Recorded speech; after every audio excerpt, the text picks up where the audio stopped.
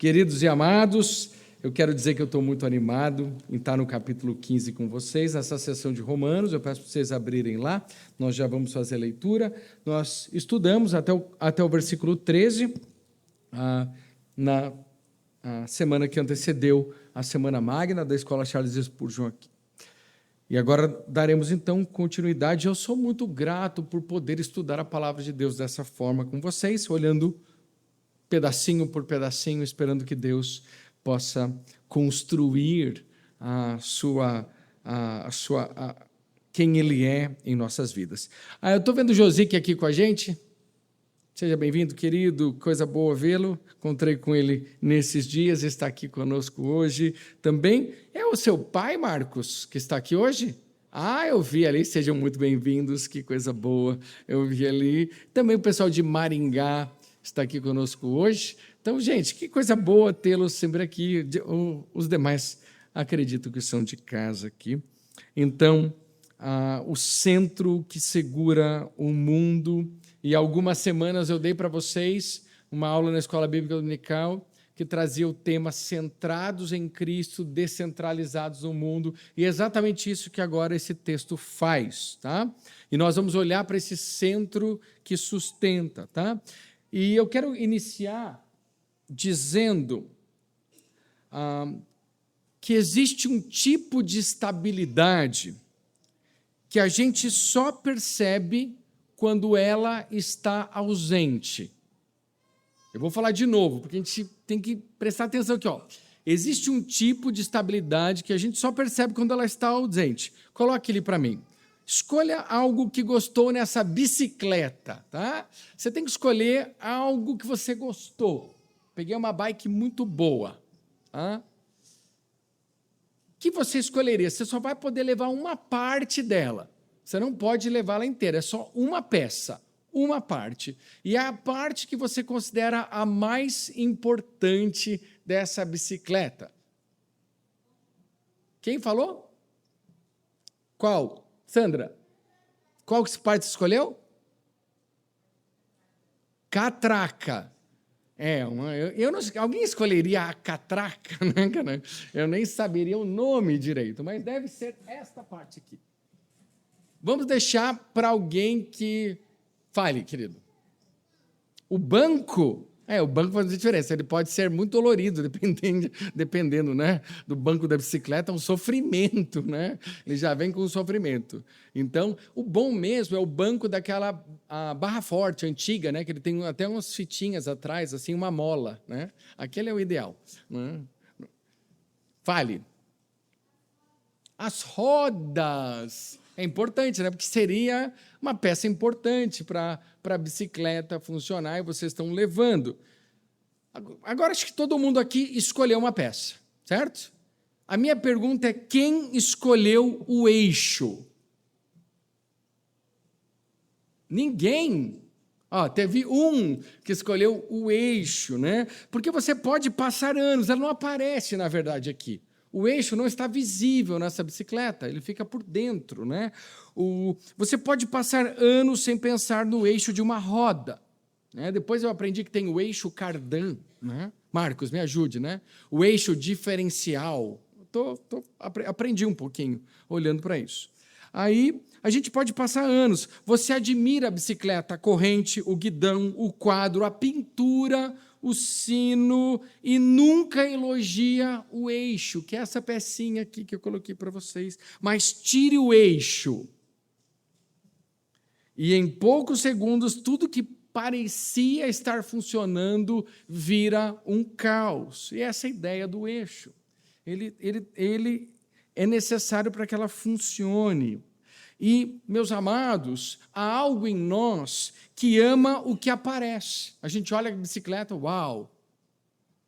Ama o que aparece. A gente confia no que vê. A gente se apega ao que brilha. A gente se orgulha do que pode ser medido, especialmente se for pelo Power BI, né? Que eu gosto muito, por exemplo. E então um dia a roda cai. Não sei quem já teve a experiência de ter um eixo quebrado. De tempos em tempos, Deus nos lembra disso de maneira simples. um exame médico, uma conversa difícil, uma notícia inesperada, uma crise financeira, um conflito na família, uma decepção na igreja, um cansaço que chega sem pedir licença. E aí a pergunta aparece, não como um debate, mas como fome. O que me sustenta quando essas coisas não parecem funcionar? O que no final das contas nos mantém de pé? Quando essas coisas aparentemente visíveis não fazem mais parte, elas se vão. E a gente não pode confiar nelas mesmo, porque elas vêm e vão. O que nos mantém de pé é o que nós vamos tratar hoje. Porque Romanos é uma carta que nos puxa para o centro. Ela não começa com dicas para a vida. 12 regras para a vida. Não. Muito menos com autoajuda. Ela começa como? Com Deus. Romanos começa com quem Deus é. A epístola não começa com faça. Ela começa com Deus fez. E ela nos prende ao eixo onde nós devemos estar. Cristo, o Evangelho, a justiça de Deus, a graça que salva, a fé que responde, a obediência que nasce desta fé e a nova vida que não é maquiagem, mas ressurreição. Uma vida que vem de dentro para fora. E então, quando parece que Paulo nos exortou tempo suficiente, quando o apóstolo Paulo já falou de doutrina e prática, de vida comunitária, dos fortes, dos fracos e da unidade em amor, ele faz algo que é muito curioso nesse trecho que vamos ler. Ele não termina como quem encerra um livro e apaga a luz, ele abre uma janela. Em Romanos capítulo 15, versículo 14 até o 21, essa janela que ele abre. Vamos ler? Romanos capítulo 15, 14 a 21. E olha como ele começa. E eu mesmo, meus irmãos. Eu falei, quando eu li isso, já me animei. Porque ele vai falar agora, o apóstolo Paulo vai olhar para a vida dele. E ele diz, e eu mesmo, um evangelho que não é para os outros, e eu mesmo, meus irmãos, estou certo de que vocês estão cheios de bondade, têm todo o conhecimento e são aptos para admoestar uns aos outros. Entretanto, eu lhes escrevi em parte, mais ousadamente, como para fazer com que vocês se lembrem disso outra vez, por causa da graça que me foi dada por Deus, para que eu seja ministro de Cristo Jesus entre os gentios, no sagrado encargo de anunciar o Evangelho de Deus, de modo que a oferta deles seja aceitável, uma vez santificada pelo Espírito Santo. Tenho, pois, motivo de gloriar-me em Cristo Jesus nas coisas concernentes a Deus, porque não ousarei falar sobre coisa alguma, a não ser sobre aquelas que Cristo fez por meio de mim, para conduzir os gentios à obediência, por palavras e por obras, por força de sinais e prodígios, pelo poder do Espírito de Deus. Assim, desde Jerusalém e arredores até o Ilírico, tenho divulgado o Evangelho de Cristo, esforçando-me deste modo por pregar o Evangelho, não onde Cristo já foi anunciado, para não edificar sobre alicerce alheio, pelo contrário, como está escrito, aqueles que não tiveram notícia dele o verão, e os que nada tinham ouvido a respeito dele o entenderão.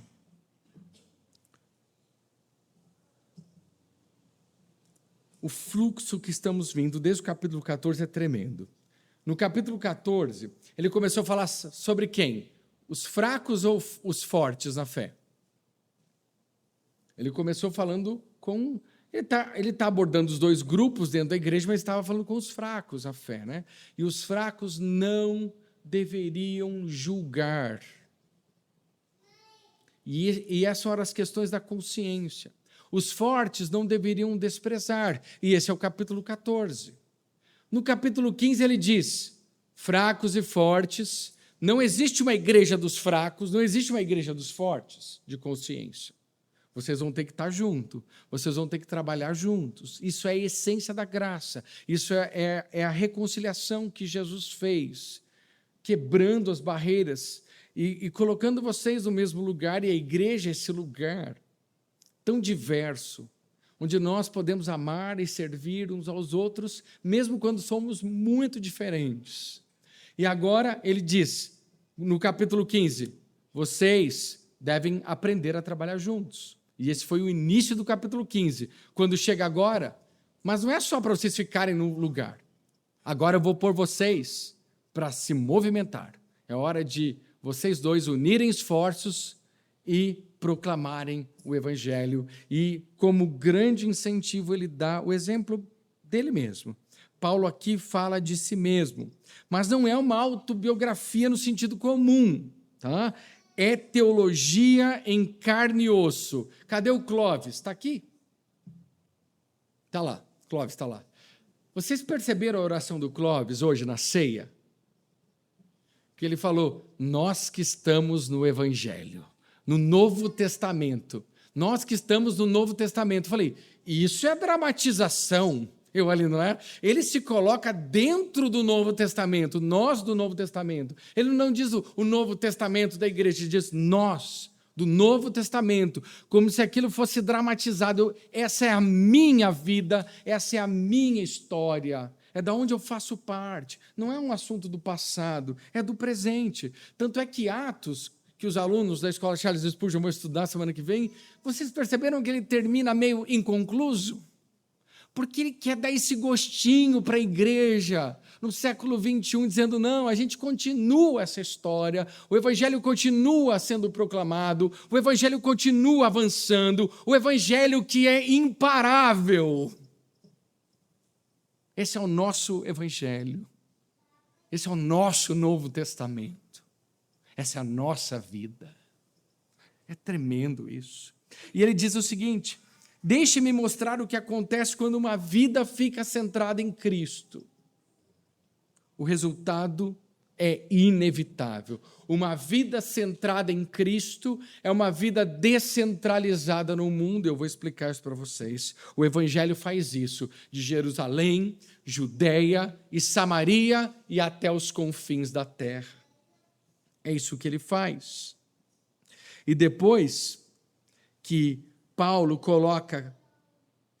nos coloca no centro correto, que é Cristo, ele nos empurra para fora com alegria e coragem, como uma roda que gira, porque o eixo está firme. O eixo está firme, essa roda vai girar. O problema é que a gente quer andar com ela com o eixo meio troncho, não vai conseguir.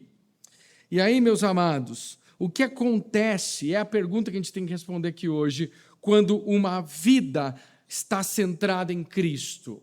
O que acontece? E o que acontece com uma igreja quando está centrada em Cristo? Esse é o meu desejo, essa é a minha luta, e eu estou muito animado de fazer parte desta grande obra com vocês. Nós juntos, proclamando o evangelho da graça, onde Cristo não é conhecido. E anunciando, às vezes é o nosso vizinho, às vezes é o nosso colega, às vezes é nos confins da terra, não importa onde Deus vai nos levar. Para isso, para responder essas perguntas, o apóstolo Paulo aqui vai nos conduzir em 3 movimentos, 3 cenas, como eu gosto de pensar. Uma igreja madura deve ser lembrada do evangelho. Eu vou colocar esse ponto para você. Se a gente precisa estar centrado em Cristo, a gente precisa constantemente ser lembrados do evangelho. Segundo, um ministério centrado em Cristo depende do espírito, não do ego. E por último, o povo centrado em Cristo se descentraliza no mundo. E em tudo isso, o centro é um só, Jesus Cristo, nosso Senhor, Salvador. Em primeiro lugar, essa igreja, então, madura, deve ser lembrada do Evangelho. E nós temos falado de maturidade. E é incrível que Paulo, na sua epístola de Romanos, demorou para falar de maturidade. Ele só começou a falar de maturidade no capítulo 15. Então ele vem com uma progressão do evangelho. Aí ele fala do plano de Deus. No capítulo 12, ele começa, então, a nos colocar como de seguidores de Jesus.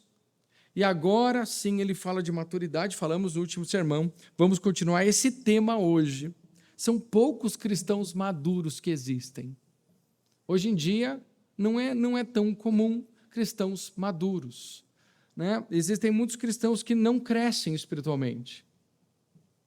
E o chamado do capítulo 15 é um chamado para a maturidade. Eu espero que vocês tenham o mesmo sentimento que eu, quando eu estava lendo esse texto. Falou, Senhor, eu preciso amadurecer. Chega, eu preciso amadurecer. Era minha luta com esse texto essa semana. Me amadurece, Senhor, não deixa eu permanecer criança no Evangelho. Essa é a nossa luta. Amadurecer, e é bom demais, porque quando a gente é maduro, a gente sai do leite. Como o apóstolo Pedro diz, a gente começa a comer churrasco, né? E a gente é curitibano, a gente gosta de costelinha.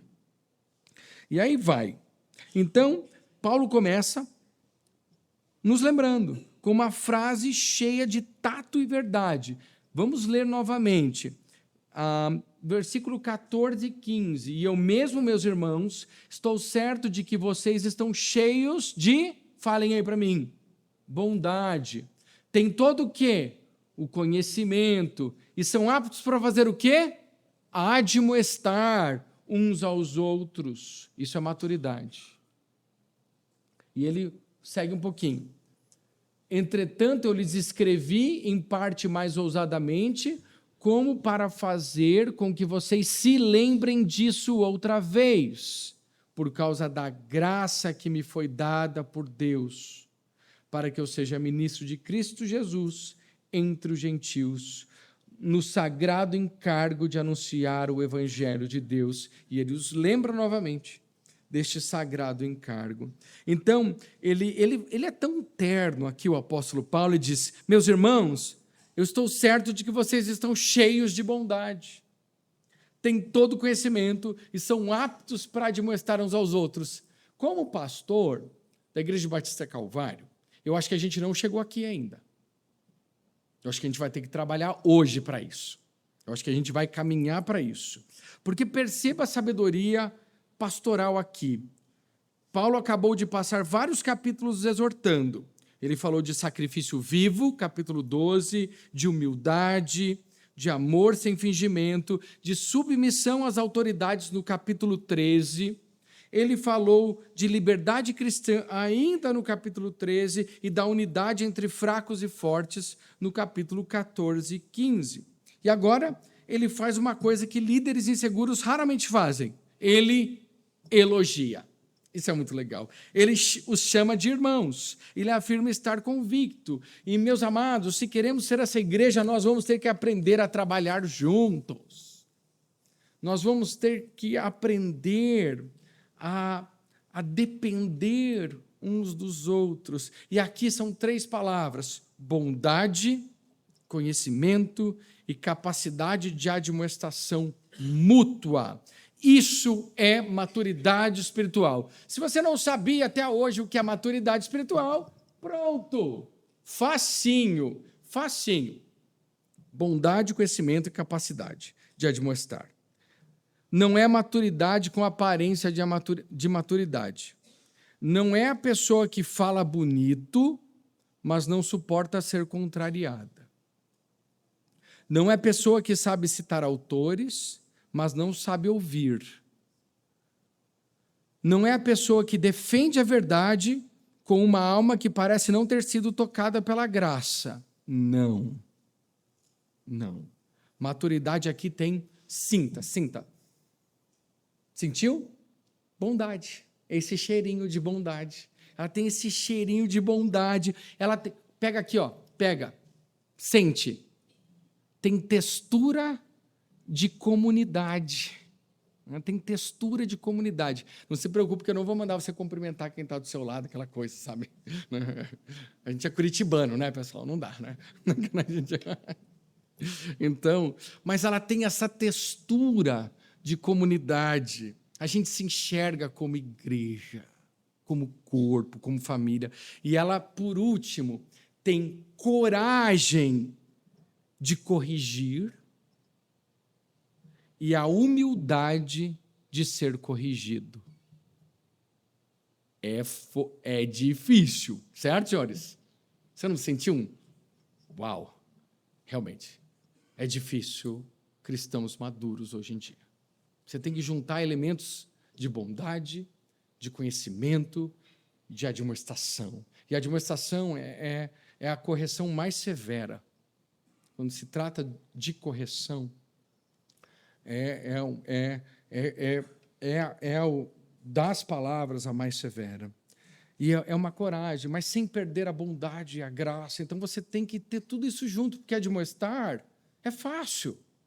Bondade não é difícil. Junte os dois e você vai ter um trabalhão. Mas é isso que ele está nos chamando aqui. E então Paulo faz a pergunta implícita que eu li num comentário, só não lembro qual, gente, depois eu digo para vocês. Ele faz a pergunta que ele mesmo responde aqui, né? Por que falar tudo isso e chegar aqui agora? E ele está respondendo, dizendo, eu lhes escrevi em parte mais ousadamente, e ele faz isso bem, de forma muito enfática, como para fazer com que vocês se lembrem disso outra vez. E aqui está a verdade pastoral que a igreja precisa reaprender. Maturidade não significa independência da palavra. Maturidade significa apetite pela palavra. Uma igreja madura não diz, já sei. Uma igreja madura diz, me lembre de novo, porque eu esqueço rápido. Eu lembro, né? Alguém me perguntou aqui no corredor, estava aqui de boa, né, gente? Mas perguntaram para mim, então eu tenho que responder, né? Qual que era a classe mais avançada aqui da igreja? Isso é situação real. Situação real, né? E a pessoa perguntou, pastor, estou procurando a classe mais avançada desta igreja. Eu falei, pode entrar no berçário. Jesus não falou? Você tem que ser uma criança para entrar no reino de Deus? Comece por aí. Comece entrando no nosso berçário. Porque é assim que funciona. O reino de Deus é assim. E você acha que eu respondi assim? Sim. Mas com todo amor, tá? Mas isso é a única coisa que me veio, pessoal. E é verdade. O berçário é a nossa classe mais avançada. E, meus amados, me lembre de novo, porque eu esqueço rápido. Tem que ser a nossa oração diária. Me lembre de novo, porque eu esqueço rápido. Quem aqui esquece rápido as coisas? Tá, todo mundo. Né? Então, que seja a nossa frase, Senhor, me lembre de novo. Martinho Lutero, depois de já ser Lutero, né? Eu gostei disso aqui, né? Achei legal. Depois de já ser Lutero, professor bíblico, pregador, reformador, dizia algo que sempre me confronta. Ele diz assim, eu preciso pregar o evangelho para mim mesmo todos os dias, porque eu esqueço todos os dias. Isso é frase de Lutero, grande reformador da igreja. E o nosso problema, muitas vezes, não é ignorância, é a consciência do coração. Por isso que a gente saiu do capítulo 14 e agora entrou, ficou muito, muito claro. É a consciência do coração. Ele sabe que o coração humano sempre tenta sair do centro. A gente coloca outras coisas no centro. E é exatamente isso que Paulo está fazendo aqui. Ele está dizendo, vocês são maduros, vocês são bons, vocês sabem, né? Porque ele diz, estou certo de que vocês estão cheios de bondade, mas eu preciso lembrar vocês. Está vendo a dinâmica do Evangelho? Eu estou certo de que vocês têm bondade, de que vocês têm conhecimento, de que vocês sabem admoestar uns aos outros, mas eu preciso lembrar vocês de novo. Não há problema nenhum em fazer isso. É bem coisa de pastor fazer isso, inclusive. E a igreja madura não é a igreja que já superou o evangelho. A igreja madura é a igreja que voltou para o evangelho milhares de vezes. Esse é o nosso exercício. Por que a gente está aqui todo domingo, pessoal? Por que nós estamos nos nossos grupos pequenos semanalmente? Porque nós, sim, precisamos voltar ao evangelho semanalmente. Ser lembrados do evangelho. Ninguém aqui resistirá sem a palavra do Senhor e sem o evangelho pregado. Nenhum de nós. Você pode se considerar o crente mais forte do mundo. Nenhum de nós. O apóstolo Paulo está relembrando. Eu estava animado em vendo a lista de vocês no culto, né? Eu estava lá, o seu Léo aqui, ó, verdinho, tudo verdinho, mas que coisa bonita, né? Não tem como, a gente fica alegre, por quê? Porque tanto ele quanto eu necessitamos do mesmo evangelho, nada diferente, tudo igual. Então não é um apelo para você vir à igreja, é um apelo para você voltar para o evangelho milhares de vezes, até Jesus voltar. E a base dessa firmeza é crucial. Ele está dizendo, por causa da graça que me foi dada por Deus, para que eu seja ministro de Cristo Jesus entre os gentios. Paulo não diz, eu escrevo porque sou inteligente. Ele não diz, eu escrevo porque tenho carisma. Ele não diz, eu escrevo porque tenho influência. Ele diz, eu escrevo por causa da graça de Cristo em mim. A palavra graça aqui não é apenas a graça salvífica, em sentido geral. É a graça como chamado, graça como comissionamento, graça como dom. Paulo sabe que a sua autoridade não é autoatribuída, ela foi dada. Ela vem de Deus. E aqui começamos a perceber a ideia central da mensagem. Uma vida centrada em Cristo não cria um ego inflado. Ela cria um servo obediente.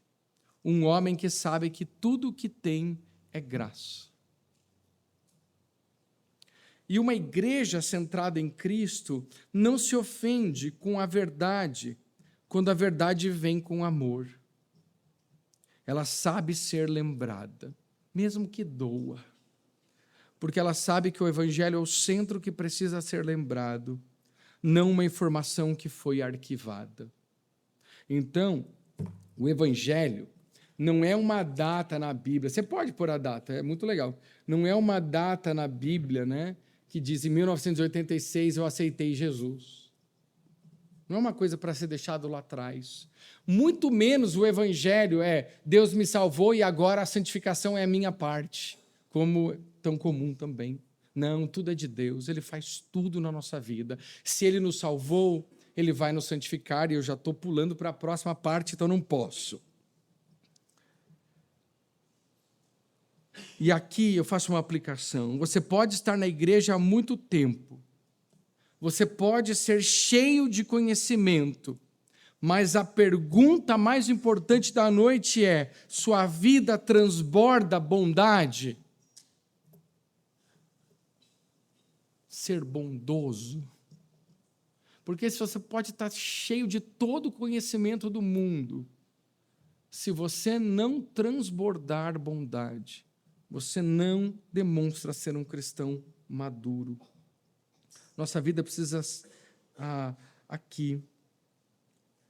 Você é capaz, você conhece a palavra de Deus, você é apegado à palavra, porque ele diz bondade e conhecimento. Você tem aproveitado a oportunidade para saber quem Deus é. Quem Deus é. Essa é a pergunta que a gente responde todas as vezes que a gente entra neste lugar. Quem Deus é? Se revela, Senhor, para mim hoje.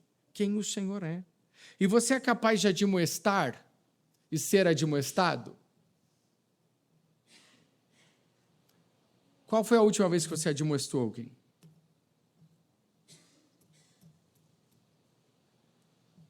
Ou você me liga e fala, pastor, dê uma bronca no fulano porque ele está aprontando, né? Já vi tanto isso, tantas vezes. O que impediu você de ter amor suficiente para chegar para aquele irmão dizendo, irmão, eu acho que esse caminho não é bom.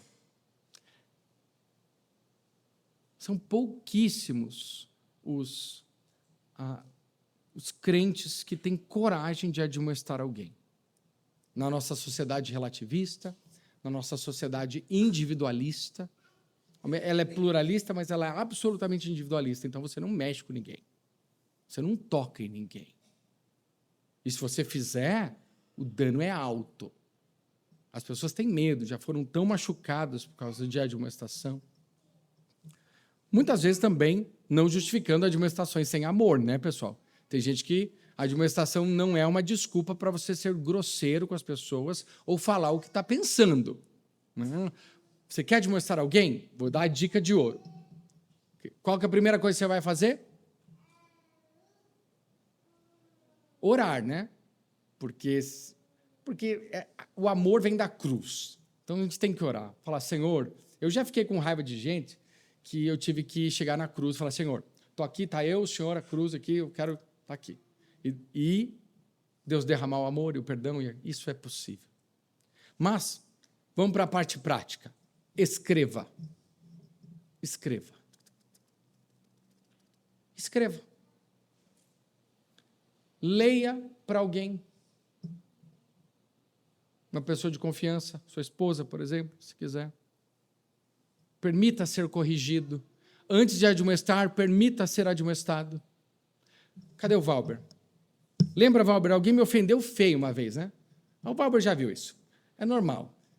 E aí eu fiquei muito bravo. E eu falei, eu preciso tratar esse assunto. Não é um assunto público, eu preciso tratar. E eu escrevi o que eu ia falar. Para não chegar na hora e falar o que não deve. Para não falar sem amor. Para não falar aquilo que eu estou vendo só. E eu chamei os meus diáconos na época, e eu falei, eu vou ler para vocês aqui. E eles ouviram atentamente. Quando eu terminei, eles falaram, pastor, aqui ficou muito duro, aqui ficou ótimo, corta isso aqui, faz isso aqui, está aqui. Foram lá, corrigi, fechou, fui conversar naquela situação que era tão delicada, tão difícil, e aquilo foi uma bênção. É um cuidado, mas tem que ser feito. Eu não podia só deixar passar, varrer para baixo do tapete, seria um dano para a glória de Cristo, seria um dano para Deus, deixar o pecado florescer e proliferar na igreja, não vou permitir isso. Mas você também não vai.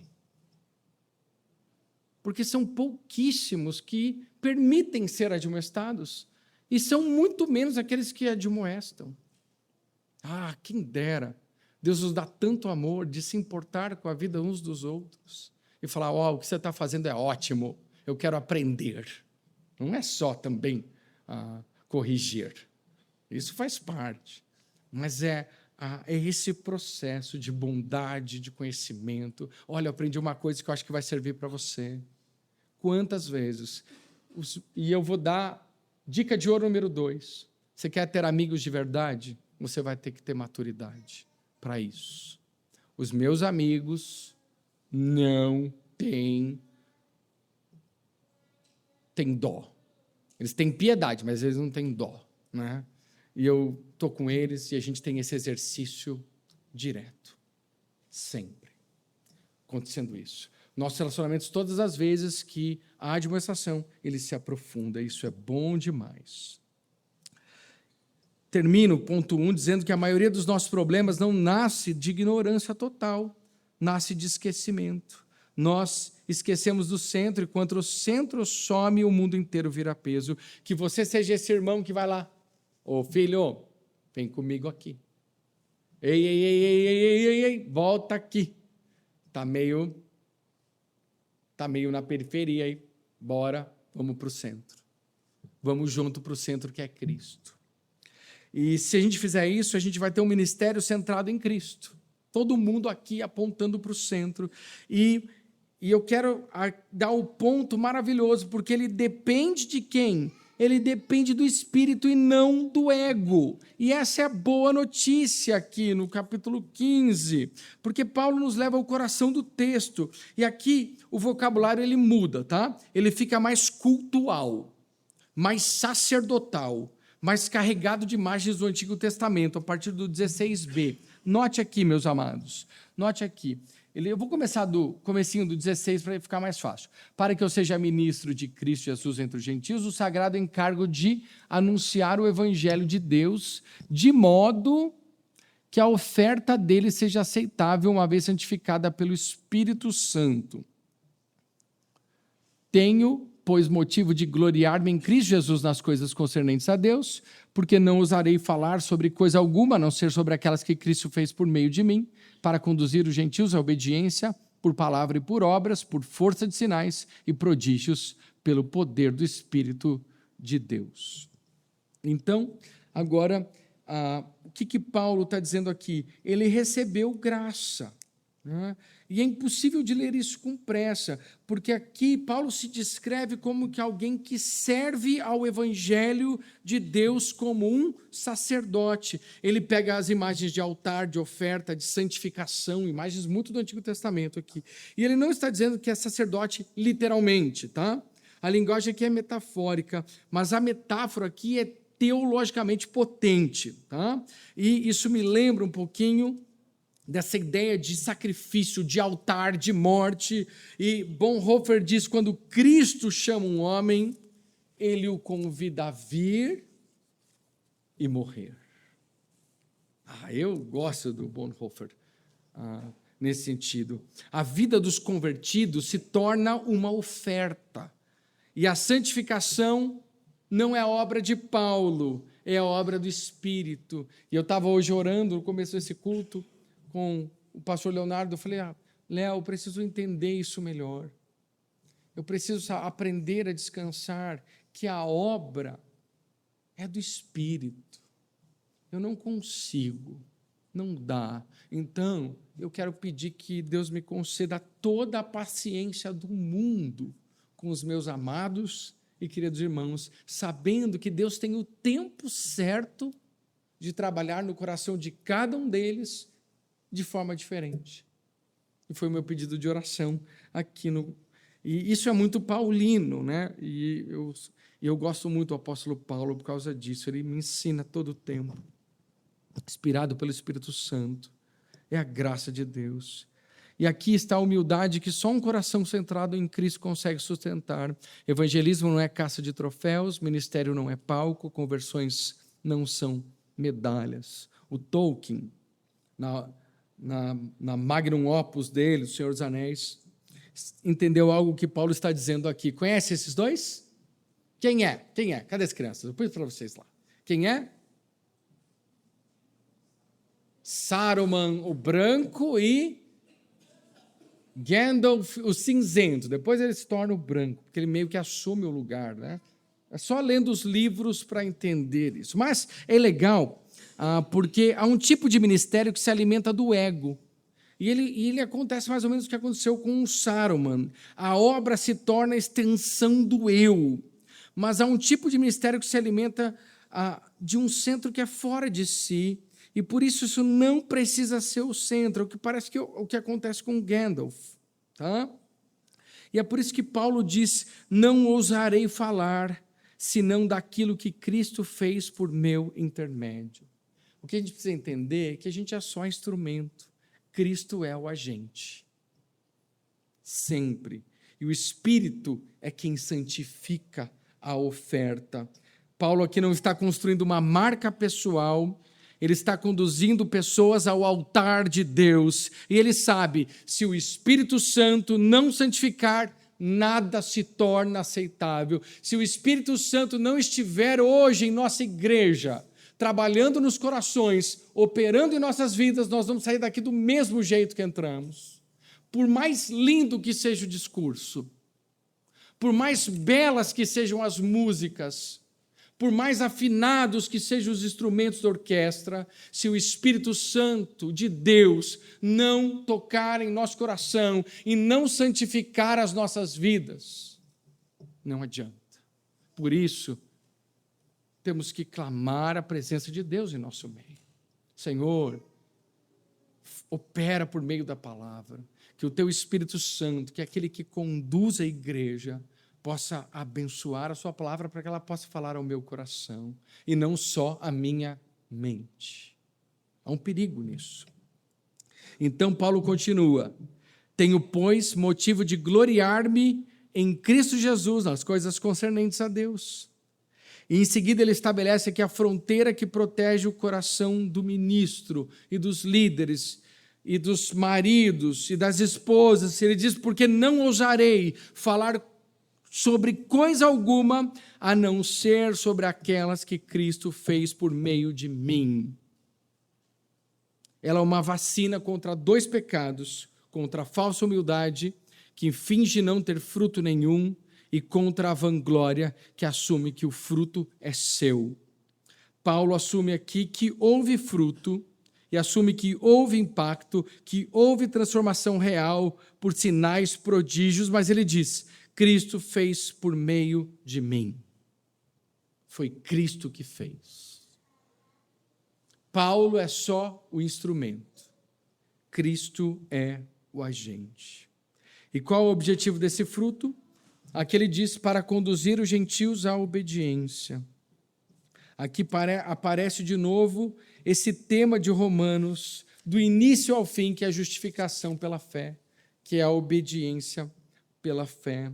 O Evangelho não mira apenas um instante emocional, ele mira uma vida inteira reorganizada. Não é apenas uma decisão, é um novo Senhor. E aqui vamos colocar a salvação nesses termos. Não é eu fiz uma decisão. É, eu tenho um novo Senhor na minha vida. Antigamente era o ego. Agora, Jesus Cristo é o Senhor da minha vida. Eu pertenço a Cristo. Eu não só ouvi falar dele, eu pertenço a Cristo. É um novo senhorio. Os meios, por palavras, por obras, por força, de sinais e prodígios, pelo poder do Espírito Santo de Deus. Essa época, Paulo aqui, o Novo Testamento estava sendo escrito e havia sinais para confirmar a pregação do Evangelho. Você tem isso, mas o mesmo Espírito Santo que operou no Novo Testamento, no primeiro século, nas viagens de Paulo, é o mesmo Espírito Santo que opera hoje e que pode fazer milagres na nossa vida. Não tem nada, nenhuma barreira que impeça Deus agir, na medida que nós o buscamos. Meus amados irmãos, Paulo aqui então não separa palavra e vida, ele não separa doutrina e atitude, ele não separa mensagem e encarnação. O Evangelho se anuncia, ou como diz o Clóvis, o Evangelho se dramatiza. É a nossa história. E aqui cabe aquela observação tão útil que eu ouvi do John Stott. Ações não se reduzem a milagres. A gente não tem que ficar pensando que a ação do Espírito Santo de Deus é só quando ele opera milagres. Não, existe a ação ordinária do Espírito Santo. O ministério de Jesus é o melhor exemplo. O que ele fazia? Ele fazia muitas coisas, mas ele, sobretudo, ensinava. Grande parte do ministério de Jesus não foram milagres. Foi ensino. Ele ensinava, e os discípulos eram duros para aprender, né? Ele andou com eles e ensinava noite e dia, aqueles 12, até o final, até antes da ascensão.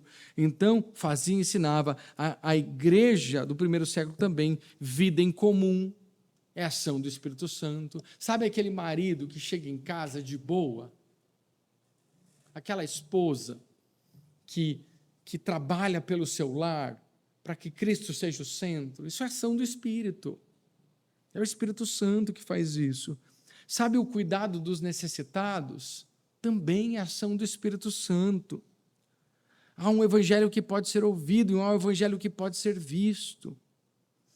Mas, mesmo quando há sinais, Paulo é cuidadoso. O poder não é do homem, é do Espírito. Porque se o centro é Cristo, o ego não manda. Se o centro é Cristo, a glória não se acumula em nós. Se o centro é Cristo, o Espírito é indispensável, porque é indispensável porque Deus é quem santifica a oferta. Isso nos dá aqui mais uma pergunta meio dolorida, tá? Mas é uma pergunta que nos cura, tá? Uma pergunta que cura. Eu estou servindo ao Evangelho ou usando o Evangelho para servir a mim mesmo? Demora, você tem que ficar meditando. Eu demorei um pouquinho nessa pergunta, mas eu achei uma pergunta importante. Especialmente para ministros do Evangelho.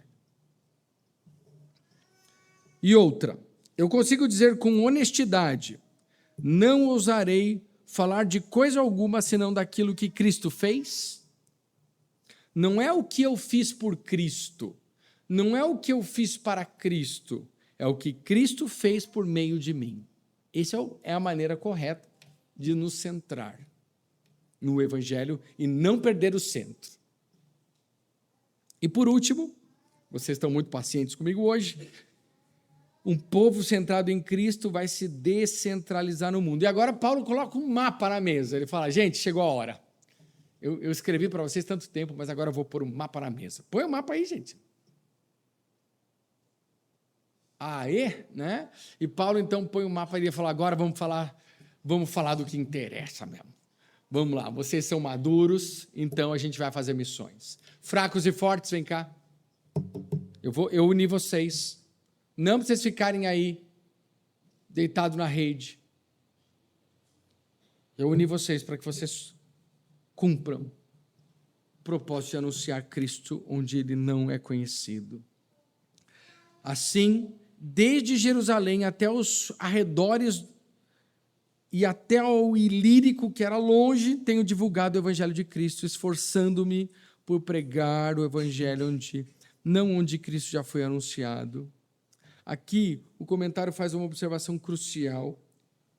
Quando Paulo diz que ele foi, ele está dizendo, olha, não está dizendo que ele tinha feito tudo. Ele está dizendo, eu fiz a minha parte, eu estabeleci as bases, eu abri caminhos, eu trabalhei de modo pioneiro e agora isso aqui precisa continuar. Isso aqui precisa avançar. E isso quem vai fazer é a igreja. Ele confessa a sua ambição santa. Ele diz o que ali? Esforçando-me, né? Isso. Ele diz, verso 20, esforçando-me deste modo por pregar o evangelho onde Cristo fora anunciado, para não edificar sobre ele alicerce alheio. Isso é fascinante, porque existe um tipo de trabalho que dá sensação rápida de sucesso, construir onde já há fundação. É mais seguro, mais confortável, mais eficiente, mais aplausos, retorno mais visível. Mas Paulo, o que ele faz aqui? Descentraliza. Aqui nós temos o eco de Jerusalém, Judéia, Samaria e até os confins da terra. Por que eu estou dizendo isso? Porque se Cristo é o centro, quando Cristo é o centro, o mundo vira campo. E ele vai terminar aqui com Isaías. Existe um mito, né? Um mito de que eu sou uma pessoa muito ocupada. Já ouviu esse mito? Isso é um mito. Eu tenho uma igreja inteira servindo a Cristo. Eu dou graças a Deus por cada um daqueles que tem servido em tantas áreas e que muitas vezes não aparece. Mas a obra avança, o evangelho avança. E quando eu olho aqui esforçando-me, eu digo, eu não estou fazendo nada perto do que Cristo fez por mim. Quem me dera, e que seja o desejo de cada um aqui, usar essa mesma palavra, me ajuda a me esforçar por esse evangelho. Se tem algo que vale a pena, que eu quero pôr, e eu nem continuei, porque eu quero falar mais missões com vocês, eu quero que o progresso do evangelho seja a grande obra das nossas vidas. Onde Cristo não é conhecido. Pode ser aquele teu primo, sabe aquele primo? Né?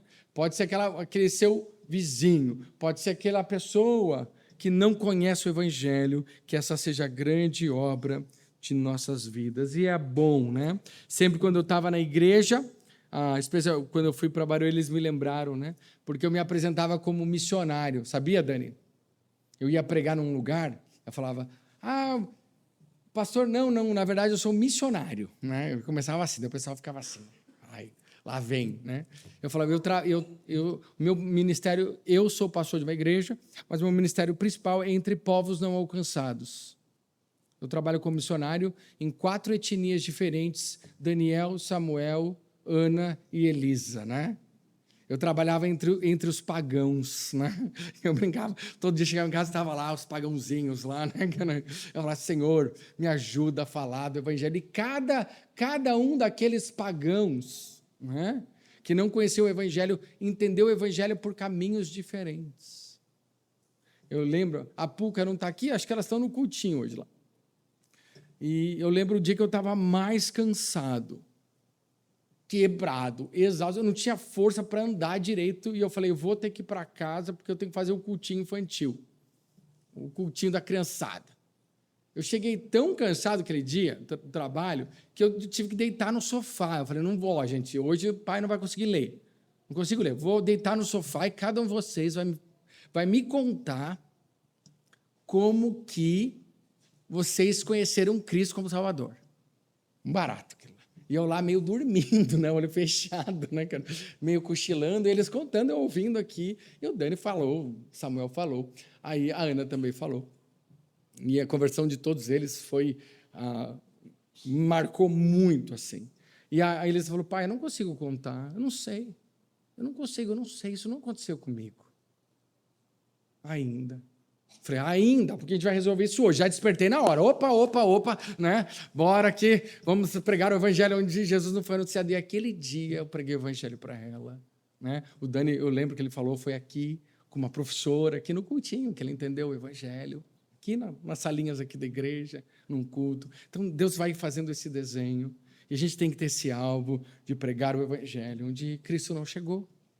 E se certificar disso é bom demais, meus amados. O mundo vira campo, a sua família vira campo missionário, o seu trabalho vira campo missionário. Talvez você nunca vá ao Ilírico.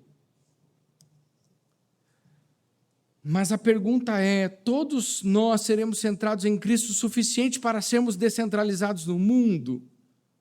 Não é centrados em Cristo e centrados em Cristo e centrados em Cristo e vamos ficar assim até Jesus voltar. Não, é centrados em Cristo aqui, descentralizado lá. Lá é pregação, proclamação do Evangelho. Você tem lugares onde Cristo já é nomeado e onde Cristo ainda não é. Você tem conversas fáceis e conversas difíceis. Vocês têm relacionamentos já evangelizados e relacionamentos não alcançados. Vocês têm ambientes onde falar de Cristo é normal e onde falar de Cristo parece estranho. Eu passei cada vergonha na universidade por causa disso. E eu queria evangelizar muito, só que eu não sabia direito, era novo na fé. E aí, o que eu fazia? Eu levava, na minha época tinha folheto. Alguém já evangelizou com folheto? Né? Eu levava, e eu usava a camisa polo, com bolso aqui, punha os folhetinhos aqui. E ficava andando lá, assistindo a aula. Todo dia, umas 2 pessoas me perguntaram, o que é isso aí no seu bolso? As pessoas iam lá, isso aqui é um... Aí eu ficava vermelho, corava primeiro, ficava vermelho, e ficava engasgado. Aí eu chegava lá e... Aí um pouquinho da palavra de Deus, está aqui? Tem um pouquinho da Bíblia aqui, tá? Entregava para a pessoa, ela ficava assim. E saía, eu já saía. Então, era direto lá na universidade essas coisas. E aí um dia eu estava lá... Não era no setor de ciências biológicas, era lá na Santos Andrade, lá no pessoal das humanas. Eu estava tendo aula com o pessoal das humanas, e aí eles estavam falando de heróis, né? E aí um cara do nada falou, sabe quem é o herói do Ari? E aí umas 10 pessoas olhando para mim assim, né? Fala, Ari, quem é o seu herói? Né? E eles falando de livros, dessas coisas, né? Tal, quem você gosta, tal. É Jesus, né, Ari? Eu lá, e ele nem era crente, né, cara? Falei, é Jesus, né? Mas eu fiz isso, gente, morrendo de vergonha. Com o tempo, aquilo foi ficando tão natural e eu gostava tanto. E é tão bom falar de Jesus. Então, na medida que a gente vai pegando gosto para isso. Talvez você fique meio desconfortável no início, como eu ficava, quando eu tinha meus 17, 18 anos lá na Universidade Federal, mas continua. Mesmo que você fique envergonhado, mesmo que a pessoa não goste, mesmo a nossa tarefa é ser descentralizado no mundo, e o que eles estão esperando é exatamente isso. Centrado em Cristo, descentralizado no mundo, isso não é ativismo, é adoração, é sacerdócio, é levar pessoas a Deus. É o que Paulo estava fazendo. Vem cá, eu vou te levar para Deus. Esse era o papel dele. Então, terminando agora, sim, concluindo, o centro que nos envia, Paulo começou afirmando, vocês são maduros. Depois ele disse, eu escrevi para lembrar por graça. Então ele nos revela, meu ministério é sacerdotal, centrado em Cristo, no poder do Espírito. E por fim ele mostra, essa centralidade em Cristo gera movimento para fora, para os que ainda não ouviram. E esse é o resumo do nosso texto. E aqui está a lógica do Evangelho. Quando Cristo é o centro, a igreja não gira em torno de si mesma. Quando Cristo é o centro, a igreja não vive de autopreservação. Quando Cristo é o centro, a igreja encontra liberdade para existir e servir o mundo. E ele faz isso nos confrontando, mas sem perder a delicadeza e a firmeza. Esse é o apóstolo Paulo. Há igrejas que são centradas em tradição. Alguém conhece uma igreja que é centrada em tradição? Há igrejas que são centradas em performance. Há igrejas que são centradas em guerra cultural. Há igrejas que são centradas em política. Há igrejas que são centradas em conforto. Há igrejas, eu espero que você nunca tenha ido, que são centradas em traumas. Mas Paulo nos chama de volta ao eixo. Precisamos ser centrados em Cristo. E quando esse eixo está firme, a roda pode girar sem desmontar. Se o nosso eixo estiver firme, prepara para voar. O que nos falta muitas vezes não é mais informação, é mais centralidade. Não é mais técnica, é mais Cristo. Porque quando Cristo é o centro, você não precisa provar nada. Quando Cristo é o centro, você pode ir. Quando Cristo é o centro, você pode servir. Quando Cristo é o centro, você pode se gastar sem se perder. Então, fica a oração que nasce do próprio texto, e eu termino dizendo, aqueles que não tiveram notícia dele, o verão. E os que nada tinham ouvido a respeito dele, o entenderão. Senhor, minha oração hoje é Cristo no centro, nós em movimento para a glória de Deus. Vamos orar. Querido Deus e nosso Pai, faz de nós um povo cheio de bondade, cheio de conhecimento, capaz de admoestar com amor. Lembra-nos do Evangelho de novo hoje e diariamente. Guarda-nos, Senhor, do ego e dá-nos o Teu Espírito. E descentraliza-nos no mundo para que aqueles que nunca ouviram, ouçam, aqueles que nunca viram, vejam, e que eles entendam e compreendam o Evangelho. Senhor, nós ficamos centralizados em Cristo hoje, foi maravilhoso. Agora eu peço, quando o Senhor nos levar daqui, seja para viver esse Evangelho e anunciá-lo, até novamente sermos lembrados da graça do Senhor em nossas vidas. Obrigado, querido Deus, por esse tempo com os meus amados e queridos irmãos. E assim oramos, em nome de Jesus. Amém.